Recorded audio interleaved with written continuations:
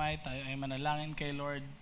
Lord, patuloy kami lumalapit sa inyo ngayong gabing ito. Dalangin namin, Panginoon, kayo po yung magkaisa sa aming church na kung saan maranasan po namin, Lord, yung revival patuloy na nanggagaling sa iyo. At tulungan nyo kami, Lord, na kami po ay lumago sa aming spiritual life, sa amin rin pong maturity sa inyo, Panginoon.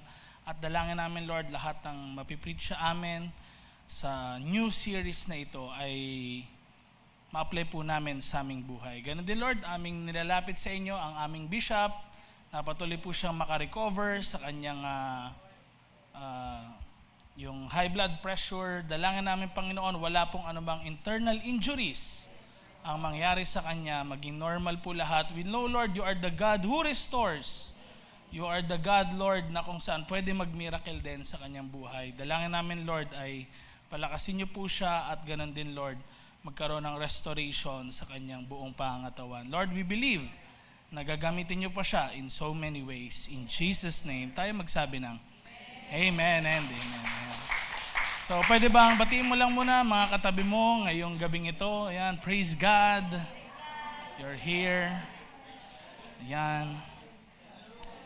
And excited din ako ngayong Tuesday na ito. Ewan ko kung excited kayo, no? Kasi yung ating topic, meron tayong bagong series ngayon. Dahil February, pinamagatan na Love Month sa marami.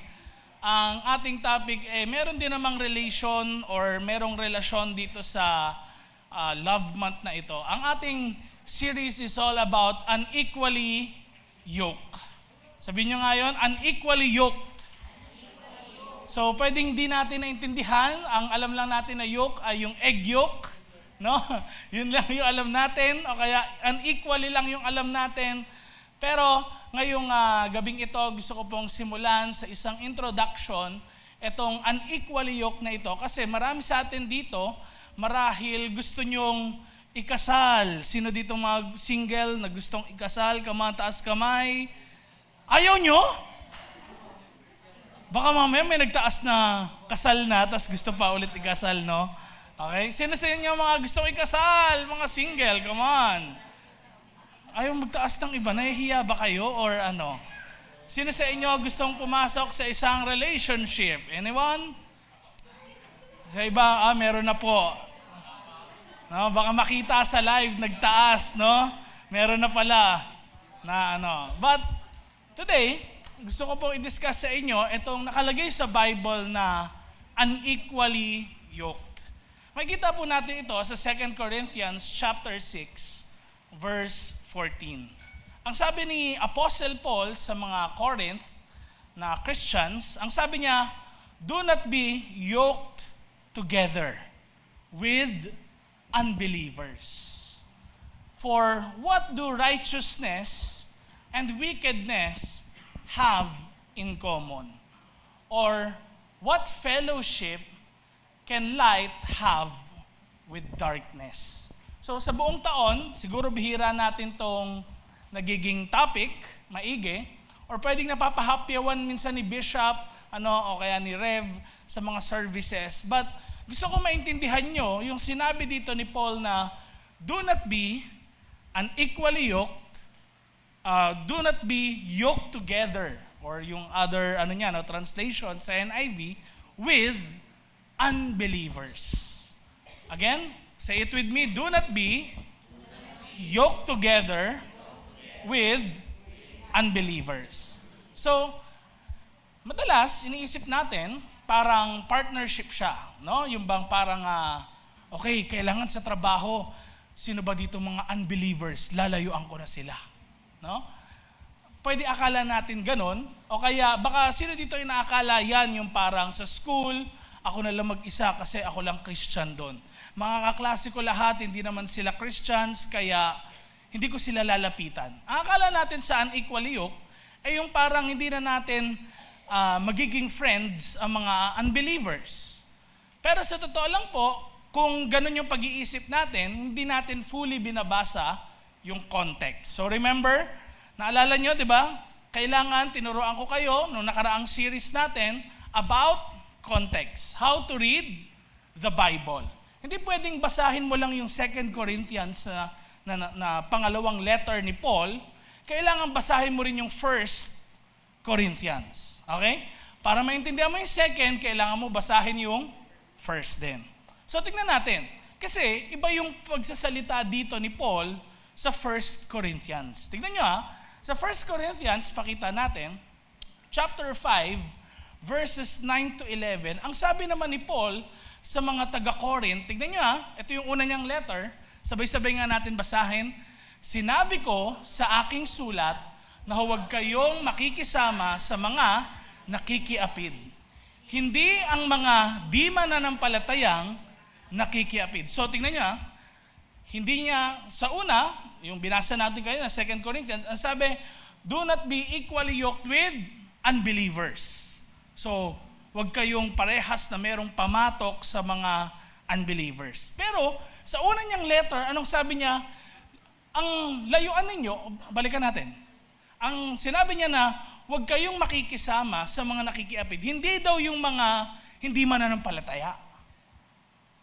No? Hindi yung mga unbelievers yung hindi sasamahan. Sino daw yun?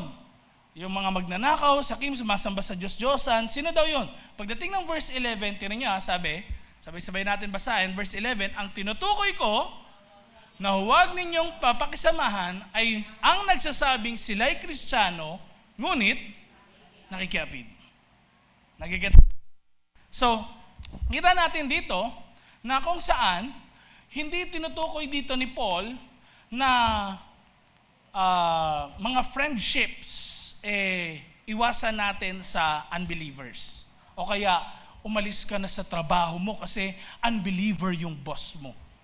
O kaya, hindi ka na pwedeng magkaroon na sumama sa, halimbawa, sa birthday party ng friend mo na hindi naman believer. Hindi po ganon ang sinasabi ni Paul dito.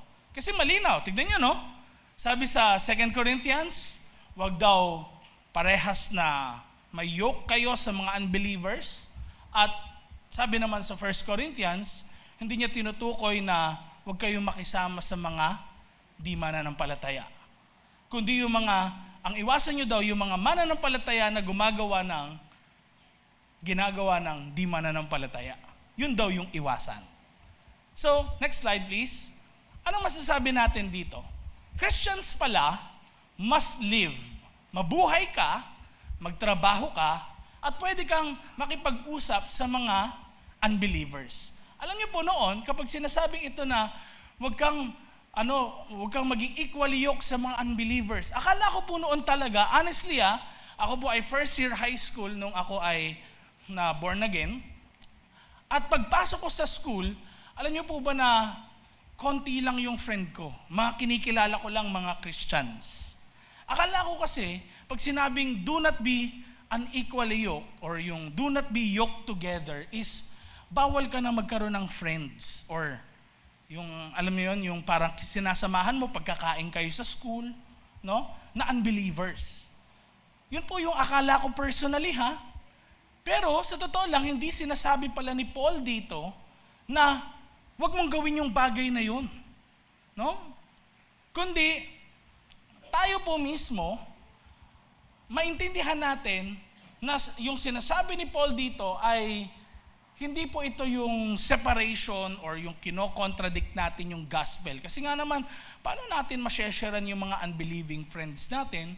Paano natin ma-sharean yung mga unbelieving family members natin?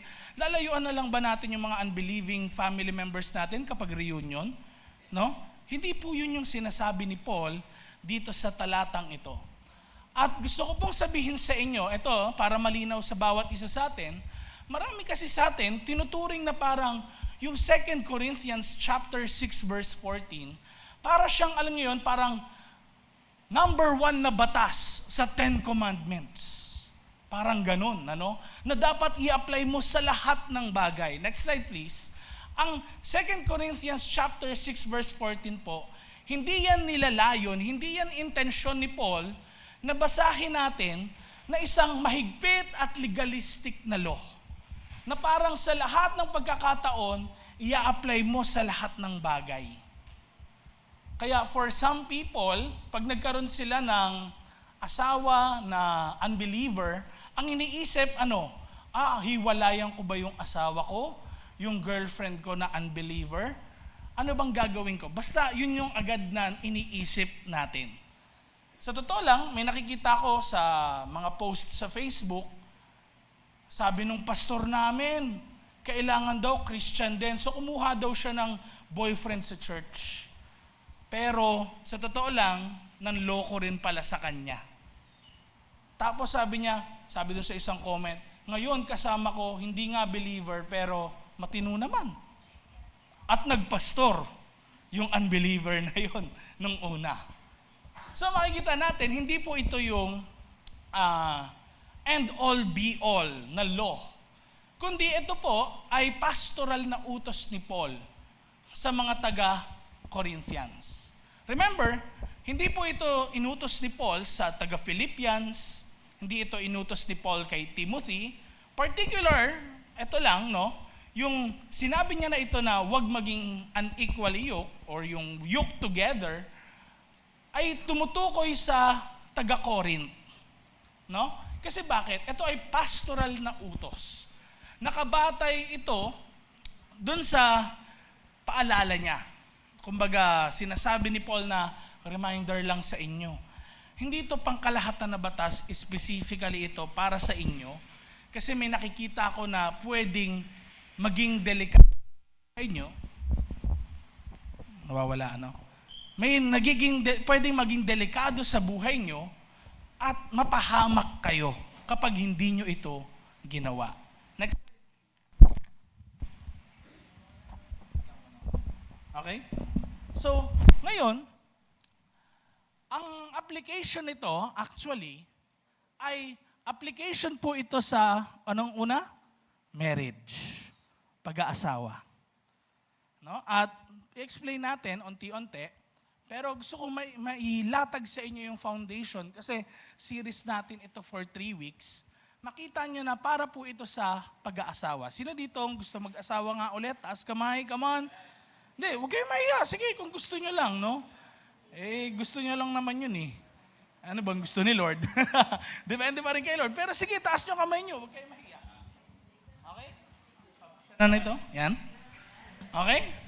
At ito pa. Ito, Pwede rin po, ito, ma-apply natin ito saan? Business partnerships. Na kailangan ng ethical things. So, halimbawa, may kakilala kang friend na, alam mo na, okay, may business siya pero illegal. Hindi pwede. Okay? Dito lang yun ma-apply. Another, ministry leadership. Dito siya ma-apply. Ministry leadership. At ano pa? Covenants na humuhulma ng ating identity at pagsunod sa Diyos. Ano yung 4 na yan? Marriage, business partnerships, ano pa? Ministry leadership at covenants. At hindi po ito nag-a-apply sa 4 din na bagay na ito. Ano yon? Friendships. Kasi bakit? Remember, sabi ni Paul, 1 Corinthians, huwag daw layuan yung mga unbelievers. Sino sa inyo dito, halimbawa, siguro kapag may kilala kayong tao, tapos alam nyo na gumawa siya ng masama, or alam nyo na hindi maganda yung background niya. For sure, para sa atin, siguro sa church, magugulat tayo, tapos hindi ka uupo malapit sa kanya. Noon po, merong mga members sila sa isang group na hindi pa po kasi noon active yung church sa discipleship, evangelism. Hindi pa natin mission and vision yung loving God and loving people. Noon po, merong mga kabilang sila sa isang group na kung saan actually nilalayuan sila ng mga kapatiran. Uupo sila sa likod, tapos walang kakamay sa kanila, nakakahiyang kamayan. O kaya parang nilalayuan sila yung feeling nila. Akala kasi natin ganun yung unequally yoke. Pero hindi po yan tumutukoy saan na di ka na magtatrabaho sa kumpanya mo kasi atheist yung boss mo. Hindi po yan tumutukoy doon. O kaya iiwanan mo na yung nanay at tatay mo. Hindi mo na sila rerespetuhin kasi ayaw naman nila sumunod sa'yo. Hindi po yan doon. Naintindihan?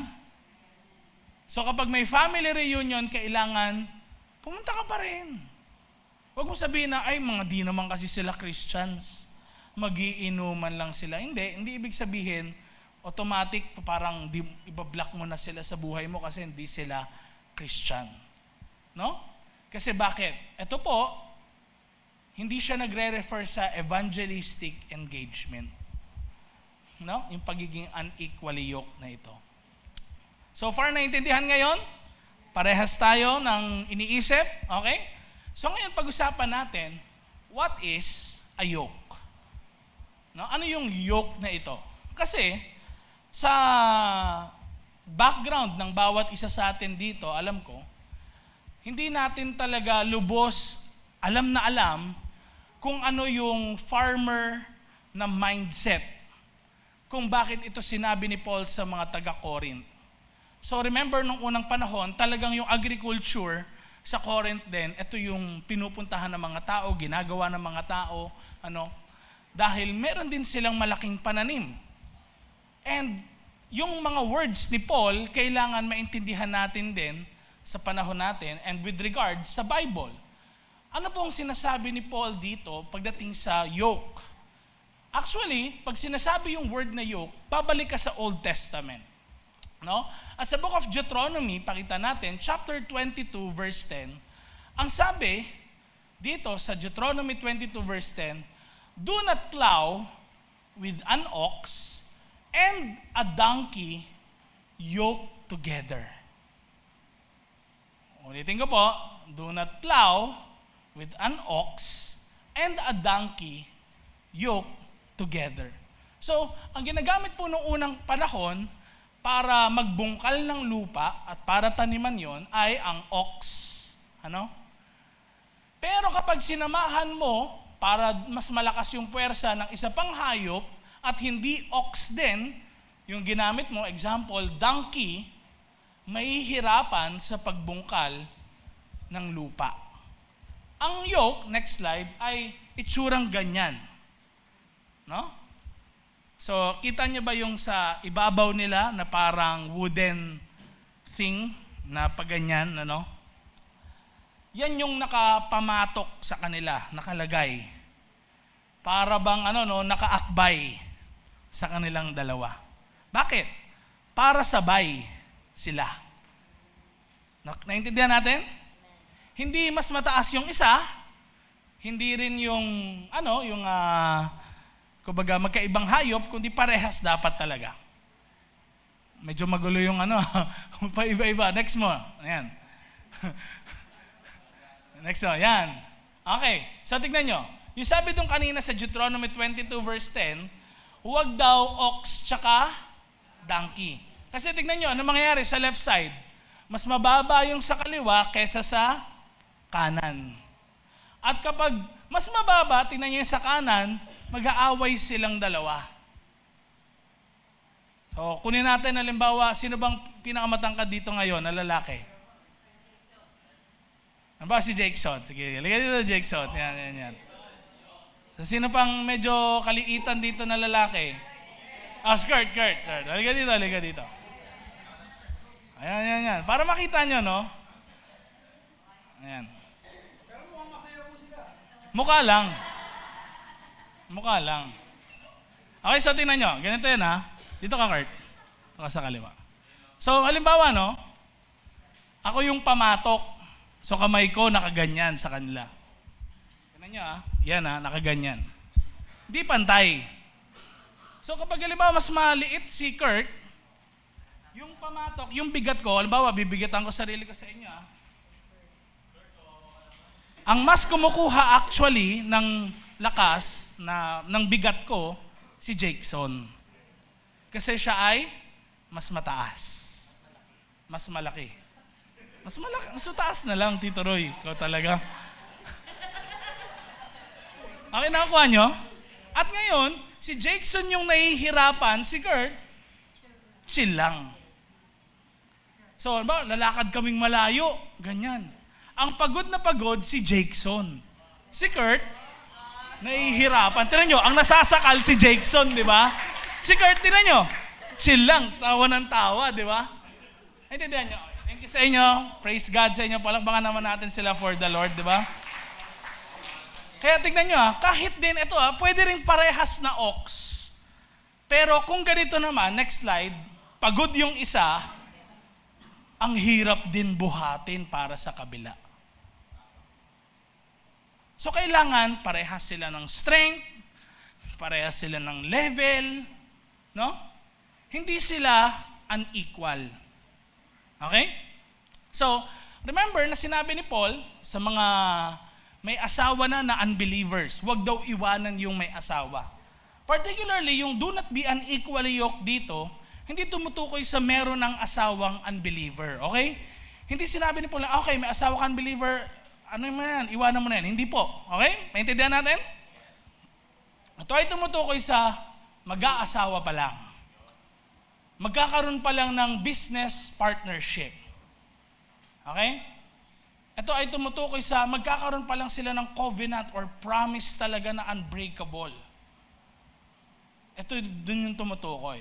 Naintindihan natin? At ito yung topic natin ngayon. Makita natin, ano ang mga humahatak sa iyo. Kasi bakit? Yun yung humahatak pababa. So yung yoke, mabigat, no? Hindi naman sobrang bigat, pero kailangan parehas kasi kayo. Pag yung isa, na mababa, mahina, pagod, ang humahatak dun sa isa, yung mas mababa. Yung unequal silang dalawa.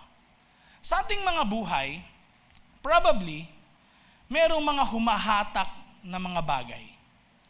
Mga tao, relationship. No? At po pwedeng may iba sa atin dito, may date na sa February 14. No? May date na ngayong month na ito. Baka iba rin sa inyo, nanliligaw or may balak manligaw. May balak sagutin yung brother or iba na ngayon kahit babae nanliligaw, di ba? Okay? So, next slide. Ang big idea, itong ating pag-uusapan ngayon, ay huwag mong itali ang buhay mo, values na meron ka, at future sa isang tao na pinupul ka sa ibang spiritual direction. Ulit ko, huwag mong itali ang buhay mo or values at future sa isang taong pinupul ka sa ibang spiritual direction. Alam niyo po ba yun, na kapag kahit ang gulong sa sasakyan, unequal yung hangin niya, no? Talagang yung, yung manibela mo, mapupunta sa ibang direction, hindi straight. Kasi mas mababa yung kabila na hangin. Kailangan level din talaga siya. Naintindihan natin?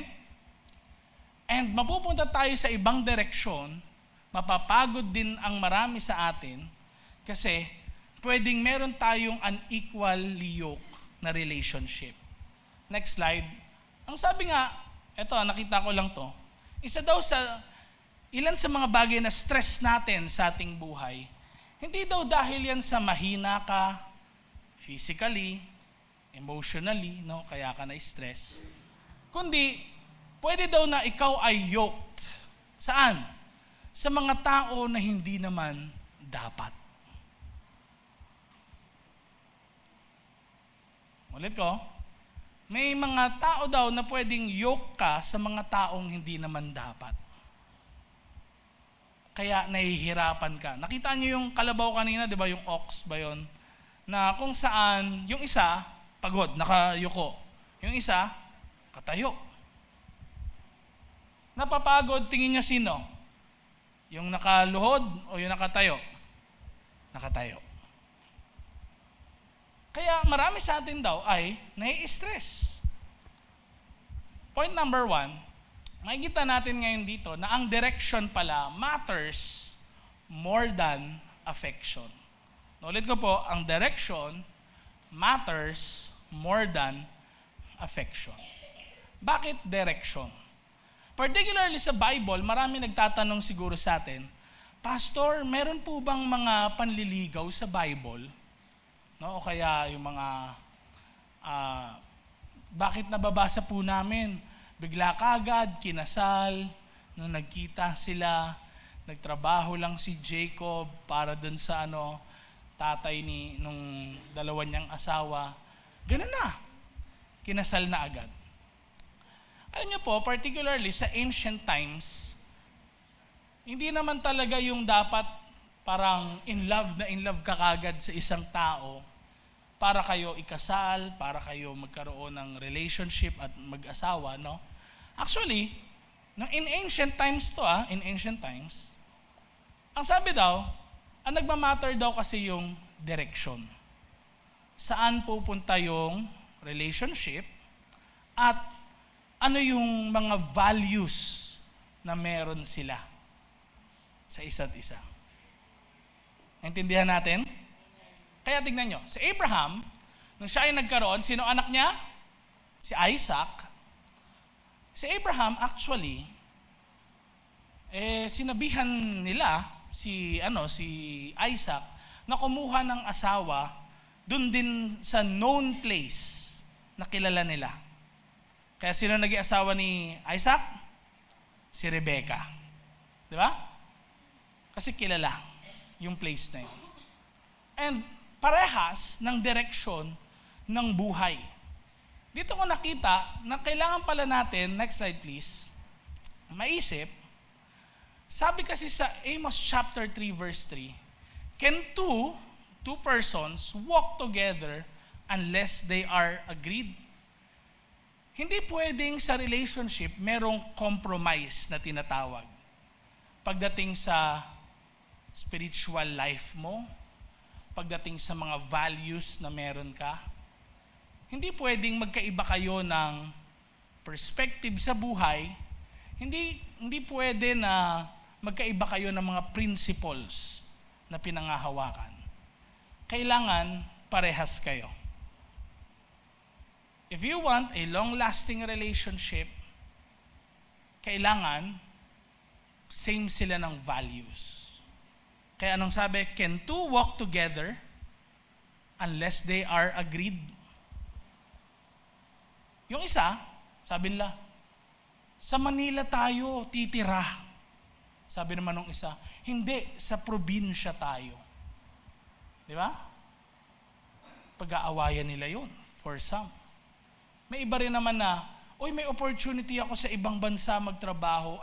May opportunity akong magtrabaho sa barko, sa plane, ganyan, maraming oras, mahiwalay ka dun sa partner mo. Yung partner mo naman, ayaw niya ng long distance.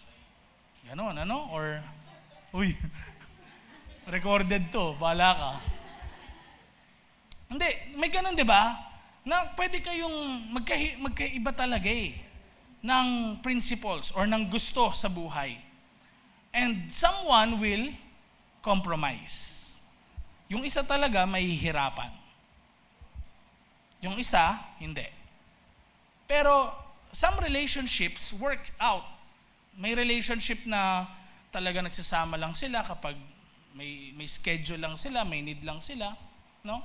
May mga ganun na relationship. Nag-work out kasi bakit? Same sila ng values, same sila ng principles, same sila ng perspective. Okay? Kaya, tingnan niyo sabi ulit, can two walk together unless they are agreed? So remember, next slide please. Ano daw? Hindi daw, pag parehas kayong attracted sa isa't isa, parehas na kagad yung values nyo. Hindi ibig sabihin, same attraction, same values. Okay? Hindi daw ibig sabihin na same feelings, tapos same na agad yung faith nyo. Parang, mahal ko naman siya, mahal niya rin ako eh. So, parehas na kagad kayo ng faith, hindi po doon nakikita yon. Okay? At hindi ibig sabihin na same yung future dreams nyo, same din kayo ng foundation. Hindi yung, ay, pangarap ko ganito sa pamilya, ganito sa asawa, sa mga anak. Pangarap ko to sa buhay, dito makapagtrabaho, dito magkaroon ng pera, etc., kumita ng pera. Parang bago simulan lahat, yung mga pangarap na yon, parehas na kayo ng gagawin. Pwedeng sa'yo, gusto mo sa marangal, siya gusto sa illegal. Nagigets nyo? Pwedeng magkaiba ng perspective. Pwede magkaiba ng principles. Pero, tandaan nyo po, na kung saan hindi magtatagal yung relationship na hindi parehas ng alignment. Bakit? Next slide. Ang affection daw, or yung nararanasan nating feelings sa opposite sex natin, or sa mga tao around us, pwede daw magsimula yan sa relationship na ganyan, ano? Ay kasi maganda siya. Ay kasi matalino siya. Ay kasi sexy siya, gwapo, macho, six-pack abs. Pwedeng ganun yung natin, yung perspective sa umpisa. Kaya nagsimula yung relationship. Pero ito, alignment sustains it.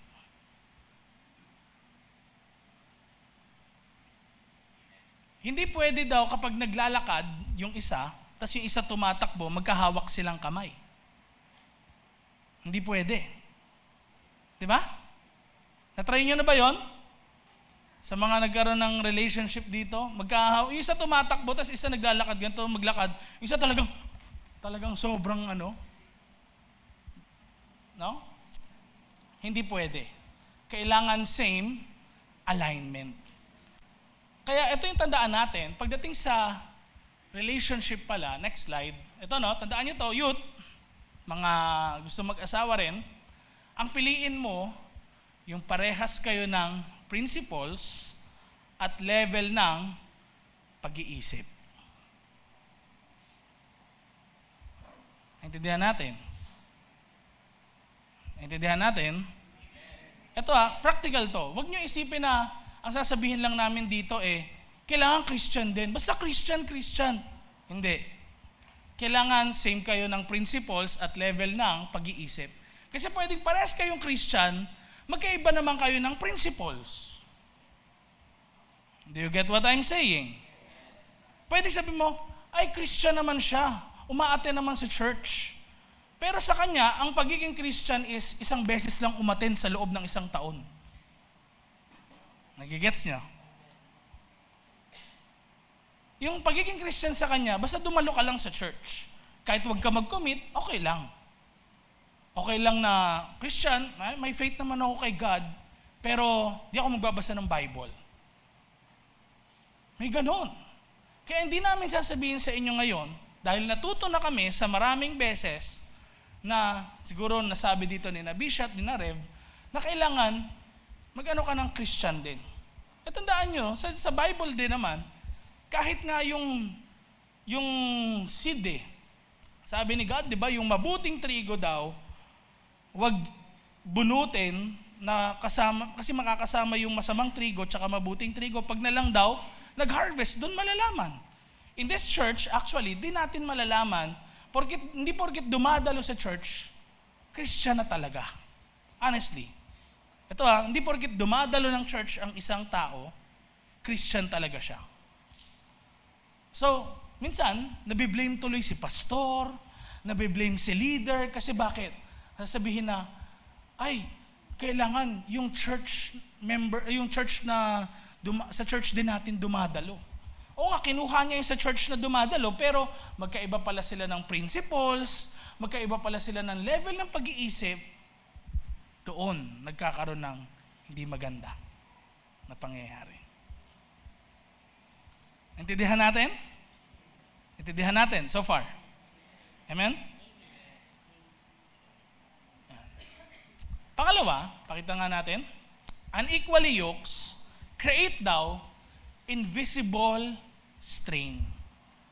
Kapag unequally yoke, katulad kayo na si Jackson, di ba, nahihirapan na sa akin, nasasakal na siya, dun sa kapit ko sa kanya. Si Kurt naman, tawa na lang ng tawa. Kasi bakit? Di siya nasasakal Akala natin si Jackson, tawa lang ng tawa yun, pero, Kuya Ja, nasasakal mo na ako. Ganun yun. Tama ba, Son? Parang, tawa sila ng tawa. Hindi nila alam. Nasasaktan na ako sa ganun ni Kuya Ja. Kasi bakit? Sa relationship, kapag unequally yoked, pwedeng natatawa ka sa una, pero meron ng unti-unti yan na nasasaktan ka. Pinapalakpas mo lang kasi mahal mo, pero later on, mapupuno ka na rin. Mapapagod ka na rin. Bakit? Kasi kayo ay unequally yoked. Sabi mo sa katabi mo, pwedeng di mo pa nakikita ngayon, pero later, malalaman mo.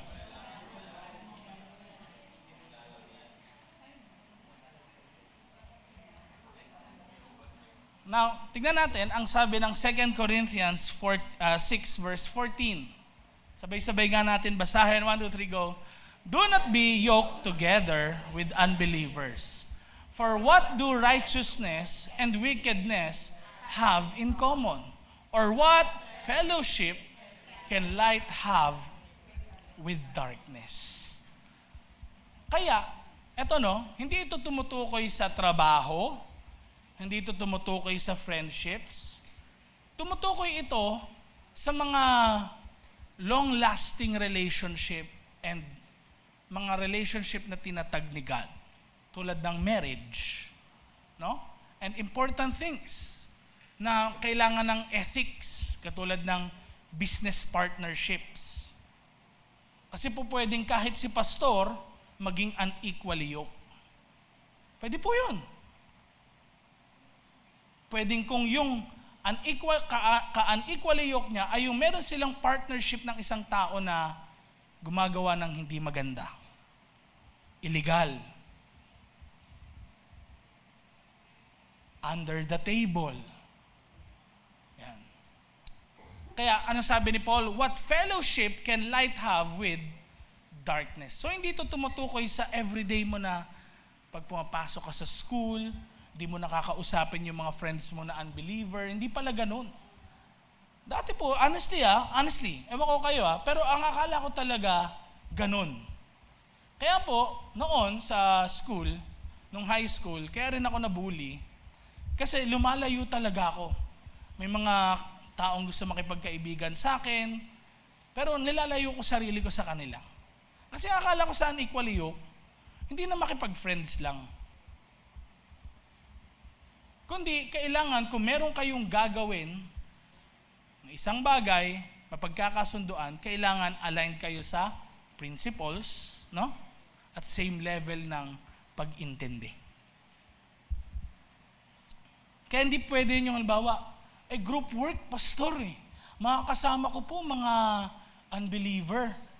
Baka po mag-inuman sila, pwede ka naman makisama, pero di ka makipag-inuman, di ba? Amen? Pwede naman ganun.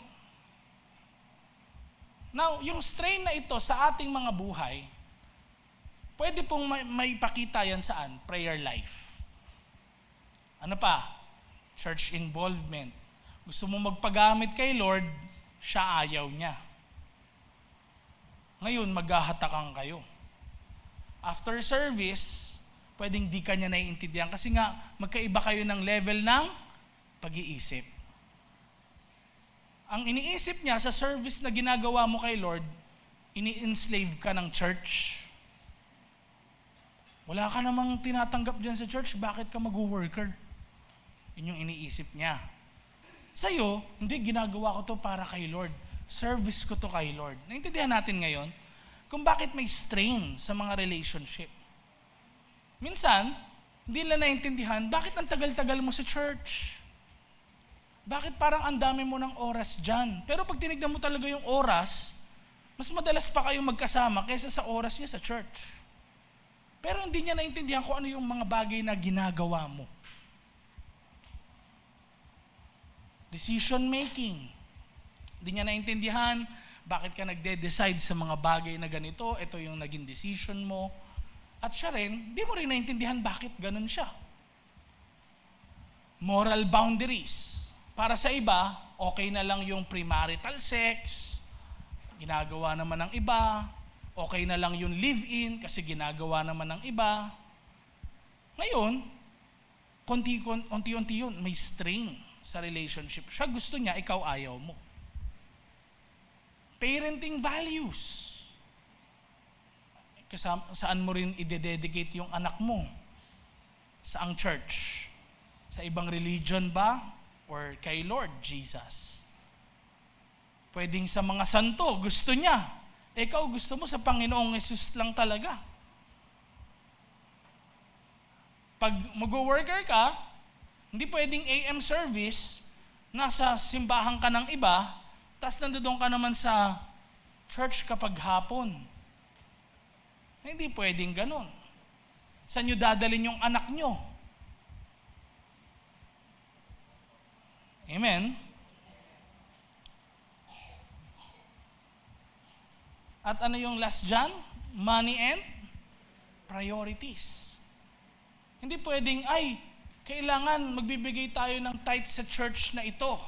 Tapos sa kabila rin, hindi lang pwede dyan, dapat dito rin sa kabila. O kaya, para sa'yo, pagdating sa pera, iba yung values mo. Parang nangyayari sa iba, no? Hindi, todo pa rin ako support sa family mo. Meron ka ng family ngayon na tinatayo. Tapos for example, 5 anak nyo, magbibigay ka pa sa parents mo, hirap na nga kayo sa buhay nyo, yun yung values niya. Kaya nahihirapan sa relationship, nag-aaway, mag-asawa. Ano? Priorities. Pwede magkaiba. Now, sa Bible actually, no, makikita natin na para siyang lason ba? Sa umpisa, parang okay lang, hindi naman masama. Pero kapag malapit ka sa proximity na yon at hindi ka naging discerning sa mga nangyayari sa paligid mo, pwede po na matulad ka kay Lot sa Bible. Kilala niyo ba si Lot? Siya ay malapit na pamilya ni Abraham. Di ba? And pagdating ng Genesis chapter 13, ang sabi doon, nilagay daw ni Lot yung tent niya malapit sa lugar ng Sodom. And alam naman natin, yung Sodom and Gomorrah, it's a place na kung saan lahat ng kasamaan, hindi lang sexual sins, lahat ng kasamaan nandoon. Pero ginawa ni Lot, malapit doon, hindi naman talaga doon. Di ba? Pero later on, mababasa natin na sinabi ni Lord kay Abraham, lilipulin ko ang Sodom and Gomorrah. Tignan nyo bakit may isip ni Abraham si Lot? Wala naman siya sa mismong Sodom and Gomorrah sa Genesis chapter 13. Malalaman na natin later on, hindi na pala si Lot nakatira malapit sa Sodom and Gomorrah. Nakatira na siya doon. Next slide. Kaya ano nangyari sa Sodom and Gomorrah? Di ba? Rain, fire, and sulfur. It rained fire and sulfur. Bakit? Because what you tolerate relationally will eventually shape you spiritually. Nilalapit mo yung sarili mo sa ganun, nakikipaglaro ka sa apoy. Later on, ikaw na yung nadala nila. Kaya may mga nagsasabi na, Pastor, unbeliever po, yung liligawan ko po. Hindi namin pinagbabawalan talagang totally. Kasi up to the person naman eh. Pero sinasabi namin na, pinag-pray mo ba kay Lord? Kalooban ba talaga niya yan? Tandaan nyo kasi yung 2 Corinthians chapter 6 verse 14 ay hindi legalistic na batas. Okay? Intindihan? Hindi siya legalistic na batas. Na sa lahat ng churches, sinabi yung ganon. Intindihan natin? So particular lang siya sa Corinth na church. Bakit? Kasi gustong pag-ingatan ng Diyos yung buhay nila. Parang ganito, si King Solomon din. Di ba? Ang dami niya naging wives. Pero kahit gaano siya katalinong tao, ano nangyari? Nakapag-serve siya sa ibang gods. Pwede. Kahit gaano ka katalino, kahit tinitingin mo sa sarili mo, spiritual naman ako. Sila yung madadala ko, hindi ako ang madadala. Sa umpisa lang yun. Kasi si Lot, ganun din. Malapit sa Sodom siya nagtayo ng tent, akala niya nung una, hindi naman ako pupunta dun eh. Malapit lang ako dun. Later on, may judgment si Lord, ando doon na pala siya sa loob. Di ba? Kaya tignan nyo, yung asawa ni Lot, Lot's wife, ano nangyari? Sabi ni God, huwag kayong titingin sa likod kapag kayo umalis. Kaya sabi, remember Lot's wife. Naalala niya yung past. Naalala niya yung mga masasaya na bagay. Gusto niyang balikan. Pero it's too late na. Last but not the least, God's warning is an act of protection. Yung warning ni God sa atin, hindi yan para saktan ka. No? So remember, take 2 Corinthians 6:14 as God's warning. Hindi nakalagay na never, di ba? Never be yoked together with unbelievers. Hindi sinabi ni Paul na gano'n. Ang sabi niya, do not be. Hindi sinabing never. Hindi yun yung word na ginamit. Ano sabi? Do not be. Kasi bakit? Ito yung truth. Next slide. Hindi ka sinasakal ni God sa pag-ibig. Okay? Ang gusto niya lang, kaya ito pinasabi ni Lord kay Paul sa mga Corinth believers, gusto niyang bantayan yung future mo.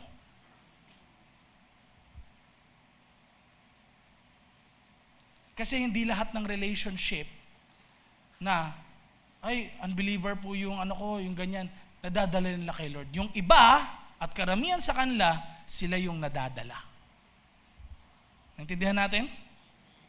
Naintindihan natin? Amen? Later on, mababasa natin pagdating ng verse 18, kaya ito sinabi ni Paul sa mga Corinthian believers. Ano sabi? Ni God, I will be a father to you. Nag-quote siya actually sa scripture. But dito natin makikita na kaya yun sinabi, yung warning na yun na do not be unequally yoked or do not be yoked together with unbelievers. Dahil, bakit? Next slide please. Hindi ito yung sobrang strict ni God sa'yo. Grounded ka, hindi yung ganun. Kundi, si God, sobrang mahal ka niya, ayaw kanyang mapahamak. Kung isang tao, alam mo na, paglabas niya ng bahay, alam mong may nagbabanta talaga sa buhay niya. At anytime na lumabas siya sa bahay, talagang mamamatay siya. Hindi mo ba sasabihan na, hindi, dito ka muna, huwag ka muna alis. Hanggat di ako nakasigurado na magiging safe ka, huwag kang aalis. Hindi mo siya sasabihan ng ganon? And si God, dahil alam niya yung pwedeng mangyari, may warning siya, do not be unequally yoked with the unbelievers. Sinabi niya yung through Paul. Dahil bakit? Sabi kayo na sa verse, balikan lang natin, I will be, ano daw sabi? A father to you. Yun yung puso ni God sa bawat isa sa atin. Hindi kanya gusto sakalin. na parang, wag ka na magkaroon ng relationship. Hindi. Kung hindi, maging maingat ka. Next slide, please. At, next slide, isa pa. At, kailangan nating tandaan, yung boundaries ni God, hindi yan boundaries na walls para hadlangan yung joy mo. Ayaw ba ako, pastor, ni God na maging masaya sa relationship? Ang tagal ko na naghintay, pastor. Pwedeng lakpas na ako sa kalendaryo, pastor. Pero sa totoo lang, kaya niya rin ito sinabi dahil pwedeng binabantayan niya yung future mo. Hindi dahil sa KJ si God. Hindi. Gusto niya nga yung maganda yung plano niya, di ba, sa buhay natin. Pero ayaw niya na maging masama yung kahinatnan ng iyong buhay o mapalayo ka sa Kanya. Pwede kasing mapalayo yung relationship mo kay God. And kanina, hinabol ko to sa parang na-feel ko kasi sa aking spirit, sa aking heart, that maybe, next slide, God is saying, and pwede ito mag-speak sa kung sino man sa atin, sobrang mahal kita, sabi ni God, para magpanggap na hindi ito makakasama sa iyo. Pwedeng nasa online ka ngayon or nandito sa service, pwedeng yan yung kaya pwedeng may plano ka to engage in a relationship, in a business partnership with someone. Pwedeng meron kang gano'n na urge. Pero pinapaalalahanan ka ni God. Mahal ka niya. Ayaw ka niyang mapalayo sa Kanya. Amen? For our closing message, sabay-sabay natin basahin. At tayo ay tumayo lahat. Sabay-sabay nga natin ito basahin. 1, 2, 3, go. If a relationship consistently pulls you away from God, it is not sent by God. No matter how good it feels.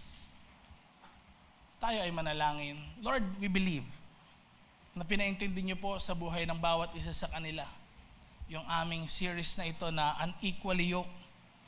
At ayaw niyo, Lord, gusto niyo kasing protektahan yung buhay ng bawat isa sa kanila. Ayaw niyo, Lord, na mapahamak o malayo ang sino man sa amin.